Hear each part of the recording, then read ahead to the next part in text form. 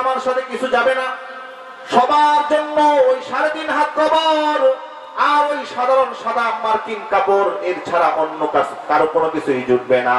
যিনি কোটিপতি তার জন্য কবরটা যতটুকু হয় যে সিস্টেমে কবর দেয়া হয়, এই এলাকার মধ্যে সবচেয়ে নিঃস্ব যে আল্লাহর বান্দা, উনি যখন মারা যায় ওনার জন্য কবরটা অতটুকুই হয়, ওইভাবেই ফয়সালা হয়। এই জন্য আপনার আমার জন্য জরুরি হলো এই দুনিয়া থেকে বিদায়ের আগে কবরের সামানা গোছানো, কবরের সামানা গুছাইয়া কবরের জন্য প্রস্তুতি গ্রহণ করা। রাসূলুল্লাহ সাল্লাল্লাহু আলাইহি ওয়াসাল্লাম বলেন, ইযা মাতাল ইনসানু ইনকাতা আনহু আমালুহু ইল্লা মিন সালাস, সাদাকাতিন জারিয়া আও ইলমিন ইউনতাফাউ বিহি আও ওয়ালাদিন সালিহিন ইয়াদউ লা। নবী মুহাম্মদুর রাসূলুল্লাহ সাল্লাল্লাহু আলাইহি ওয়াসাল্লাম বলেন, দুনিয়ার মুসলমান, দুনিয়াতে যখন এসেছো সবার চলে যেতেই হবে। দুনিয়া থাকার জায়গা না। দাদা এসেছিল দুনিয়া থেকে চলে গেছে, বাবা ছিল সে দুনিয়া থেকে চলে গেছে, আমরাও আছি একদিন দুনিয়া থেকে চলে যাব। দুনিয়া সব দুনিয়াতে থেকে যাবে, তবে 3টা বস্তু এমন আছে যা দুনিয়াতে থেকে যাবে, দুনিয়াতে থাকবে না, কবরে আমার সাথে চলে যাবে। 3 বস্তুর মধ্যে 1 নাম্বার বস্তু হলো রাসূলুল্লাহ সাল্লাল্লাহু আলাইহি ওয়াসাল্লাম বলেন, সাদাকাতিন জারিয়া। কোন আল্লাহর বান্দা যদি দুনিয়াতে সাদকায়ে জারিয়া করে, অর্থাৎ দুনিয়ার বুকে এমন দান দক্ষিণা করলো যে দান দক্ষিণা তার মওতের পরেও চলতে থাকে। যেমন একজন এতিমকে হাফেজ বানালো, একজন এতিমকে আলেম বানালো, একজন এতিমকে কোরআন শিক্ষা দিল, ওই আল্লাহর বান্দা দুনিয়া থেকে চলে যাবে, কিন্তু ওই এতিম বাচ্চা যতদিন কোরআন পড়বে, ওই এতিম বাচ্চা যতদিন কোরআন নাড়াচাড়া করবে, ওই এতিম বাচ্চা যতদিন নামাজ পড়বে, এর সমপরিমাণ নেকি আল্লাহ আপনাকে আমাকে কবরের মধ্যে পৌঁছায়া দিবে। বলেন সুবহান। কিন্তু আজকে অন্যকে কোরআন পড়াবো তো দূরের কথা, নিজেরাও কোরআন পড়তে রাজি না। পড়ি নাকি কোরআন? জানি না কোরআন। অথচ এই সূরা শান নজুল লক্ষ্য করে দেখেন, আল্লাহ রাসূলের উপরে জিবরিল আলাইহিস সালাতু ওয়াস সালাম কোরআন নিয়ে আসতেন। কয়েকদিন বন্ধ, রাসূল অস্থির হয়ে গেছেন, কোরআন কেন আসে না, কোরআন কেন আসে না। অথচ আমরা 60 বছর, 70 বছর, 80 বছর হায়াত পাইলাম, 80 বছর হায়াত পাইলাম, কোরআন এখন পড়তে জানি না, কোরআন তেলাওয়াত জানি না, কোরআন কিচ্ছু বুঝি না। অথচ আমরা মুসলমান বলে দাবি করি, আমরা মুসলমান বলে দাবি করি। আপনার ব্যাপারে মহান রব্বুল আলামিনের দরবারে রাসূলুল্লাহ সাল্লাল্লাহু আলাইহি ওয়াসাল্লাম বিচার দিবেন, বিচার। হাসরের ময়দানে মহান রব্বুল আলামিনের দরবারে যারা কোরআন পড়ে না, যারা কোরআন মানে না, যারা কোরআন অনুযায়ী চলে না, ওই সমস্ত মানুষের জন্য মহান রব্বুল আলামিনের দরবারে রাসূলুল্লাহ সাল্লাল্লাহু আলাইহি ওয়াসাল্লাম বিচার দিবেন। আল্লাহ তাআলা কোরআনুল কারীমের মধ্যে বলেন তাদের জন্য 3টা শাস্তি। 1 নাম্বার শাস্তি হলো তাদের জন্য মাঈশাতান দানকা, আল্লাহ তাআলা তাদের জন্য সংকীর্ণ হায়াতের ব্যবস্থা করে দিবেন। সংকীর্ণ হায়াত মানে কি? কামাবে অনেক, অভাব দূর হবে না, ঘরের মধ্যে বেডের অভাব থাকবে না, শোয়ার জায়গা পাবে না, খাদ্যের অভাব থাকবে না, খাওয়ার জন্য অনুমতি পাবে না, অর্থাৎ জীবনটাকে আল্লাহ সংকীর্ণময় বানায়া দিবেন।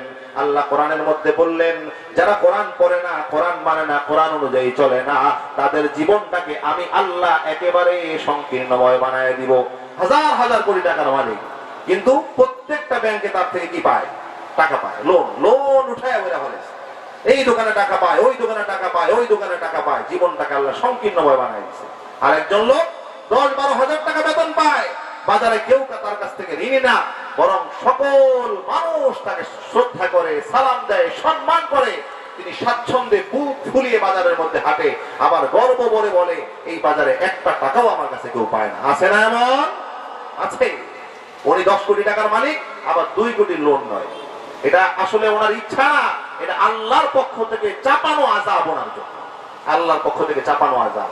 উনি খাই খাই করেই যাবে জীবন ভর, জীবনও এই ক্ষুধা মিটবে না, এই ক্ষুধা মিটার কোনদিন মিটার না। এই কথা আল্লাহ কোরআনে বলেছেন। আল্লাহ তাআলা সূরা তাকাসুরের মধ্যে বলেন, আলহাকুমুত তাকাসুরু হাত্তা হাত্তা যুরতুমুল মাকাবির। মহান রব্বুল আলামিন বলেন, দুনিয়ার মুসলমান, এই যে খাই খাই অভ্যাস, আরো লাগবে, আরো লাগবে, আরো লাগবে, আরো লাগবে, এই যে বড়লোক হওয়ার নেশা, টাকার একটা নেশা, এই নেশা তোমাদেরকে ধ্বংস করে ফেলেছে, এই নেশা তোমাদেরকে বরবাদ করে ফেলেছে, এই নেশা তোমার দুনিয়াকে নষ্ট করেছে, এই নেশা তোমার আখিরাতকে নষ্ট করেছে।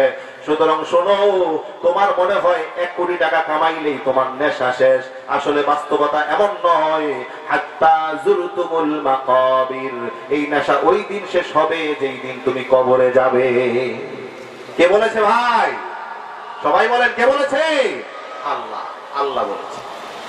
আর আল্লাহ তাআলা যা বলেন এটাই সত্য। আল্লাহ বলেছেন এই নেশা শেষ হবার মতো নয়, কবরে গেলে শেষ হবে। এই কথা রাসূলও বলেছেন। রাসূলুল্লাহ সাল্লাল্লাহু আলাইহি ওয়াসাল্লাম বলেন, লাউ কানা লিইবনি আদম ওয়াদিয়াম মিন যাহাবিন লা আহাব্বা আন ইয়াকুনা লাহু সানিয়া ওয়া লা ইয়ামলাউ ফাহু ইল্লা তুরাব।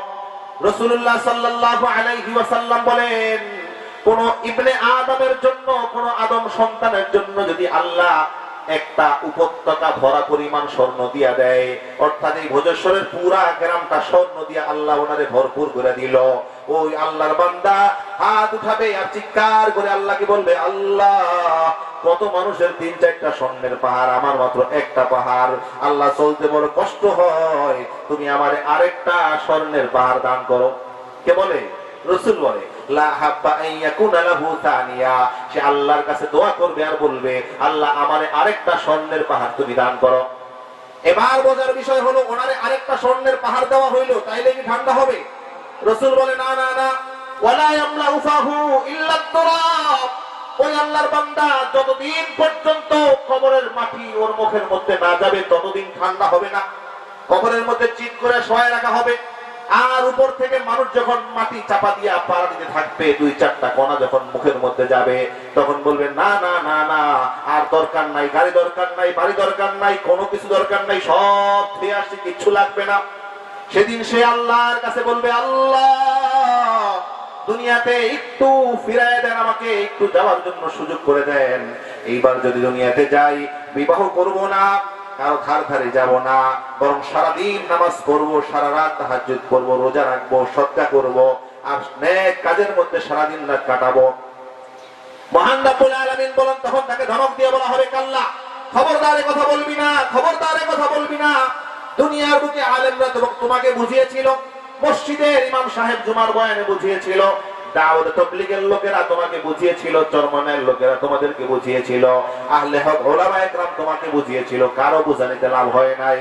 আজও যদি তোমাকে দুনিয়াতে পাঠিয়ে দেওয়া হয়, যেই সেই আবার শুরু হয়ে যাবে সেই অবস্থা। ওয়া মিন ওয়ারাইহিম বারযাখুন ইলা ইয়াউমি ইউআসুন। আল্লাহ বলেন, পিছনেই জাহান্নাম, ওই জাহান্নামের মধ্যে ফেলে দেওয়া হবে। কতদিন পর্যন্ত জাহান্নামে থাকবে? আল্লাহ বলেন, আপাতত বিচার হিসাবে কিয়ামত পর্যন্ত জাহান্নামের মধ্যে ফেলে দেওয়া হবে।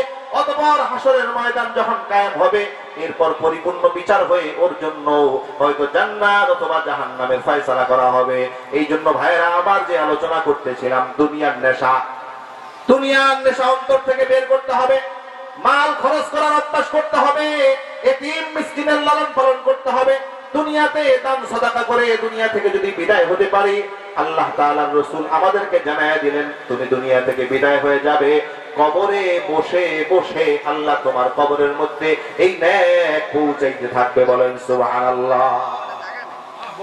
সুতরাং যে আলোচনা চলতেছিল কোরআনের কথা, আল্লাহ বলেন, যারা কোরআন পড়বে না, কোরআন মানবে না, তার 1 নম্বর শাস্তি হলো, আমার আল্লাহ বললেন, আমি তার জীবনটাকে সংকীর্ণময় বানায় দিব, অনেক কামাবে কিন্তু কোনো শান্তি পাবে না। 2 নাম্বার আল্লাহ বললেন, ওয়া নাহশুরুহু ইয়াউমাল কিয়ামাতি আ'মা। যেই সমস্ত মানুষেরা কোরআন পড়বে না, যেই সমস্ত মানুষেরা কোরআন মানবে না, কোরআন অনুযায়ী চলবে না, আল্লাহ বলেন হাসরের ময়দানে, ওয়া নাহশুরুহু ইয়াউমাল কিয়ামাতি আ'মা, আমি আল্লাহ ওই মানুষগুলোকে হাসরের ময়দানে অন্ধ করে হাসরের ময়দানে উঠাবো। নাউযুবিল্লাহ মিন যালিক। এবার তারা বলবে, ক্বালা রাব্বি লিমা হাশারতানি আ'মা ওয়া ক্বাদ কুনতু বাসীরা। বলবে, আল্লাহ, দুনিয়াতে তো তুমি আমাকে চক্ষু দিয়েই জন্ম দিয়েছিলা, সারা জীবন চক্ষু নিয়েই আমি জীবন যাপন করেছিলাম। আজকে হাতের জায়গায় হাত পাইলাম, পায়ের জায়গায় পায়ে পাইলাম, সমস্ত অঙ্গ প্রত্যঙ্গ পাইলাম, কিন্তু চক্ষু কোথায় গেল? আমার চক্ষু নাই কেন? হাসরের ময়দানে অন্ধ অবস্থায় আল্লাহ তুমি আমাকে কেন উঠাইলা? মহান রব্বুল আলামিন তখন তাকে জবাব দিয়ে বলবেন, আল্লাহ কোরআনের মধ্যে আমাকে জানায় দিলেন, আমাদেরকে জানায় দিলেন, আল্লাহ বলবেন, আল্লাহ এ বান্দা শোনো, দুনিয়ার বুকে আমি তোমাকে দুইটা চক্ষু দান করেছিলাম ভালো মন্দ তফাৎ করার জন্য, ন্যায় অন্যায় দেখার জন্য, ভালো মন্দ তফাৎ করার জন্য আল্লাহ দুইটা চক্ষু আপনাকে আমাকে দিয়েছিল।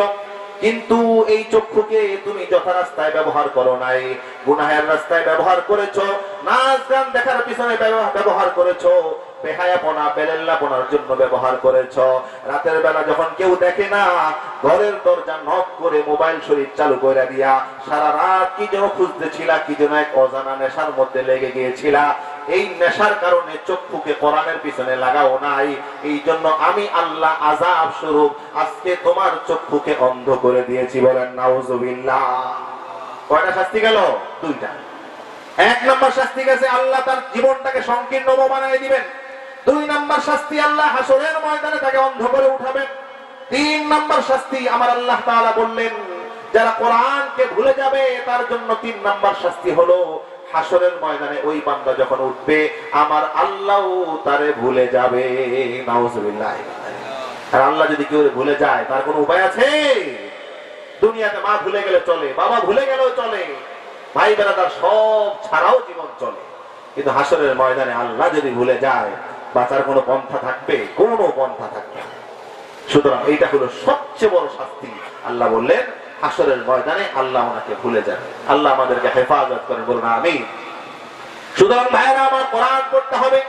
রাসূলুল্লাহ সাল্লাল্লাহু আলাইহি ওয়াসাল্লাম বলেন, ইন্নাল্লাযী লাইসা ফী জাওফিহি শাইউম মিনাল কুরআনি কাল বাইতিল খারিব।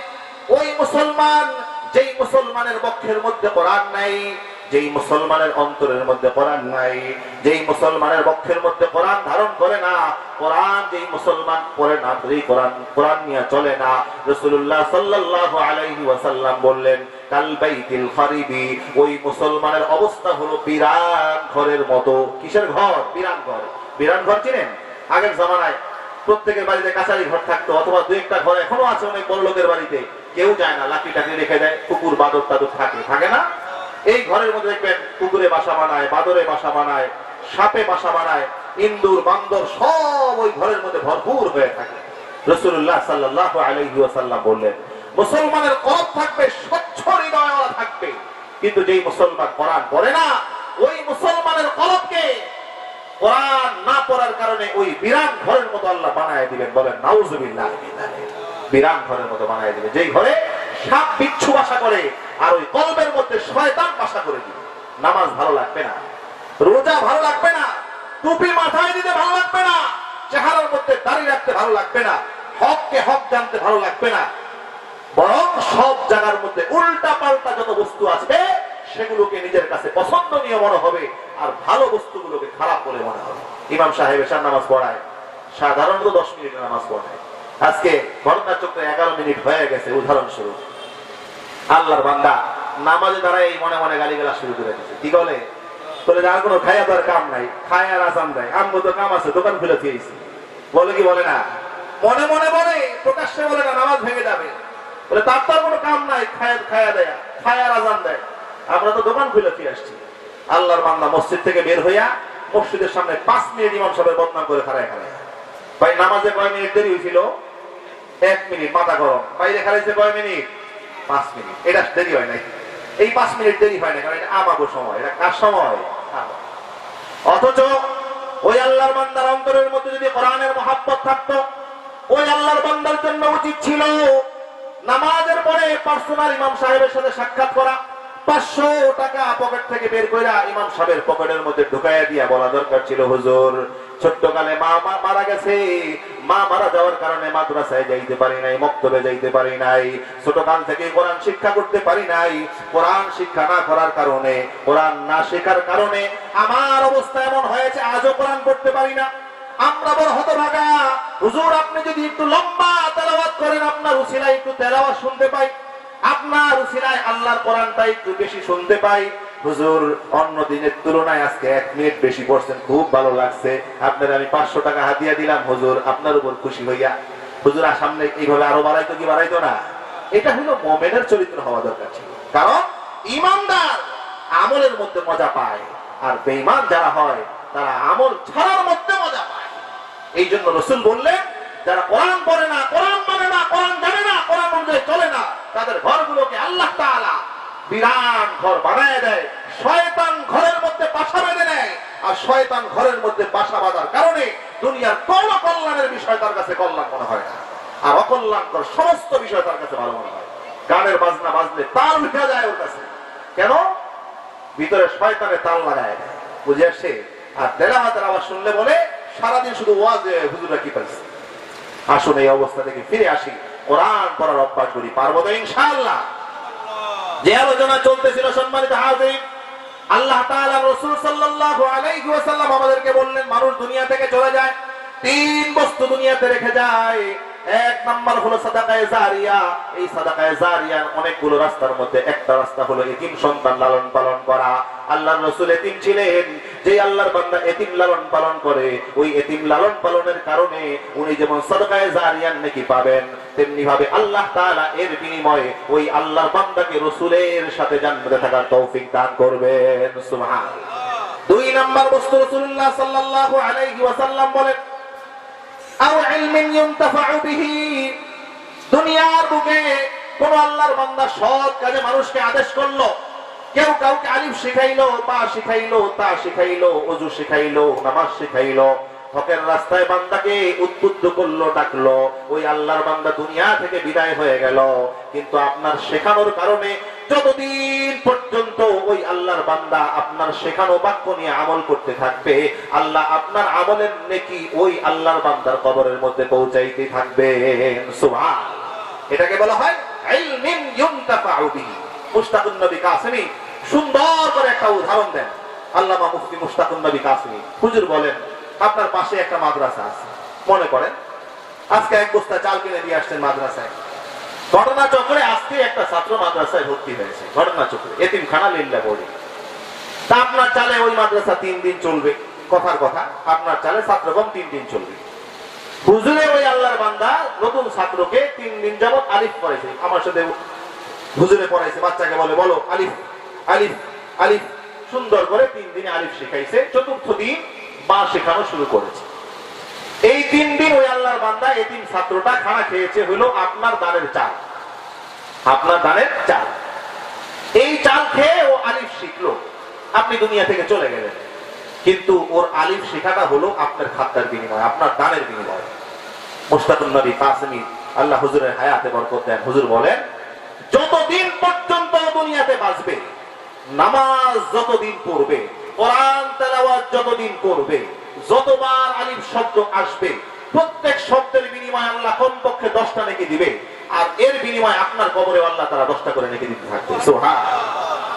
নামাজে দাঁড়িয়ে যাবে, সূরা ফাতিহা পড়বে, সূরা ফাতিহার মধ্যে যদি 5 বার আলিফ এসে থাকে 50 নেকি, কিরাত পড়লো আবার 50 নেকি।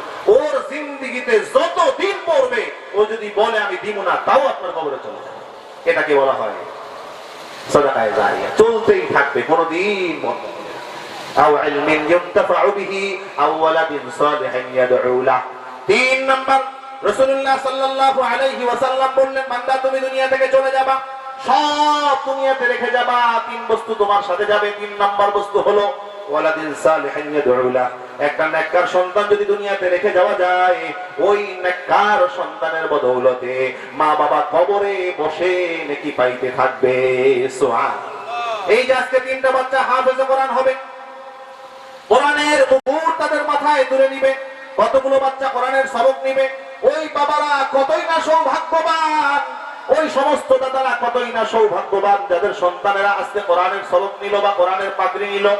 এই বাচ্চাগুলো দুনিয়াতে থেকে যাবে, ওর বাবা ওর মা দুনিয়া থেকে চলে যাবে, কিন্তু এই ওয়ালাদিন সালেহ নেককার সন্তান হওয়ার কারণে দুনিয়ার মধ্যে যতদিন কোরআন তেলাওয়াত করবে মহান রব্বুল আলামিন ওদের তেলাওয়াতের সওয়াব ওর মা বাবার কবরে পৌঁছাবে।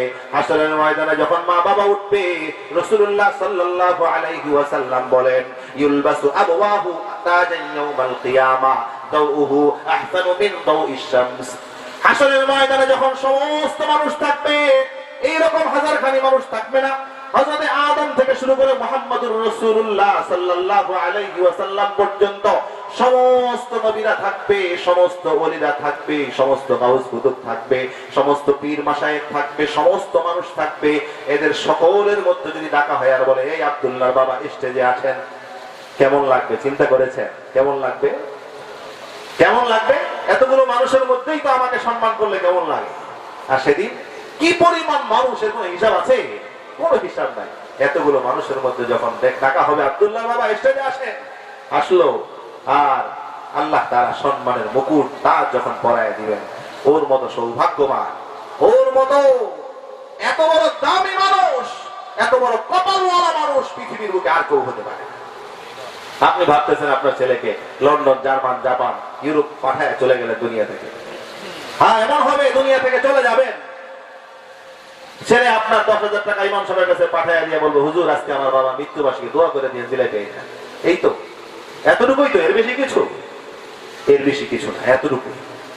কিন্তু আপনার সন্তান যদি কোরআনওয়ালা হয়, ও যতবার হাত উঠায়, ও যতবার হাত উঠায়, প্রত্যেকবার যখন বলে রাব্বির হামহুমা কামা রাব্বায়ানি সগীরা, প্রতিবার মা বাবার জন্য দোয়া। ইমাম সাহেবের কি ঠেকা পড়ছে আপনার বাবার জন্য প্রত্যেকদিন দোয়া করবে বলেন তো? ঠেকা পড়ছে কোন? বদলা দিয়ে নেড়ি দেওয়া আর নিজের খেতে নেড়ি দেওয়া কখনো সমান হয়? কশিন কালো সমান। এই জন্য ভাইরা আমার, আসুন নিয়ত করি, একটা সন্তানকে হাফেজে কোরআন বানাবো, একটা সন্তানকে মাদ্রাসায় দিব, একটা সন্তানকে হকের পথে পরিচালিত করব, যাতে করে মওতের পরে ভাড়াটিয়া মৌলবি আইনা দোয়া করাতে না হয়। আমার সন্তান আমার জানাজা পড়তে পারে, আমার সন্তান আমার কবরের পাশে দাঁড়াতে পারে, আমার সন্তান আমার জন্য দোয়া করতে পারে। নিয়ত করতে পারি না ইনশাআল্লাহ? কার কার নিয়ত হাত দেখান তো।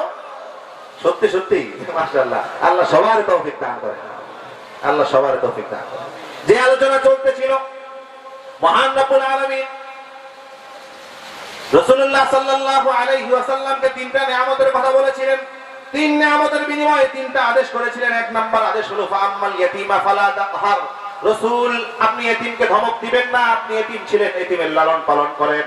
আর বিশ্ববাসীকে জানায় দেন, যারা এতিমের লালন পালন করবে তাদের ঘরগুলোকে আল্লাহ বরকত দ্বারা ভরপুর করে দিবে, রিজিকের মধ্যে বরকত দিয়ে দিবে, আল্লাহ তাআলা জান্নাতে রাসূলের সাথে থাকার তৌফিক দান করবে, বলেন সুবহানাল্লাহ। দুই নাম্বার ওয়া আম্মাসসাইলা ফালা তানহার। রাসূল, কেউ যদি আপনার কাছে হাত পাতে, কেউ যদি আপনার কাছে ভিখারি বেশি হোক, সাহায্যের জন্য হোক, যে কোনো মাধ্যমে হাত পাতে, কখনো আপনাকে তাকে ধমক দিবেন না, কারণ উপরের হাত সর্বদা উত্তম নিচের হাতের তুলনায়। আল্লাহ ওনাকে আপনার দরবারে পাঠাইছে, আল্লাহ চাইলে উল্টাও করতে পারতো।